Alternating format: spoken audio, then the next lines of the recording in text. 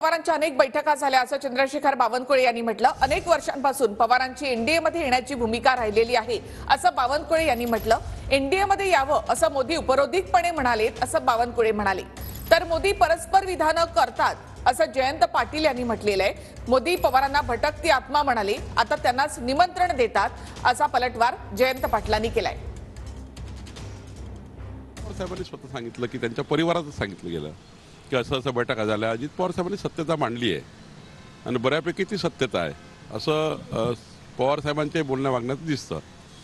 शरद पवार साहेबांची भूमिका जी आहे की या निवडणुकीनंतर काँग्रेसमध्ये विलीन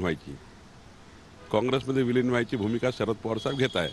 पण मला वाटतं मोदीजी उपरोधिक बोललेत आणि त्याच्यामध्ये सत्यताही आहे की त्यांचं जे शरद पवार साहेबांचं जे आयुष्य आहे हे असंच आहे की 77 पासून बघितलं तर मला असं वाटतं की त्यांचं जे परवाचं जे स्टेटमेंट होतं की आमची पार्टी काँग्रेसमध्ये विलीन करू, त्या आधारावर ते बोलले असतील। गेल्या 5-6 दिवसात त्यांनी केलेली विधानं भारतातल्या जनतेला विश्वास देणारी आहेत की यांचंच काहीतरी बिघडलेलं आहे आणि हे पुन्हा सत्तेत येण्याची शक्यता नाही अशी विधानं सतत करतायत। कधी पवार साहेबांच्यावर टोकाची टीका करतायत।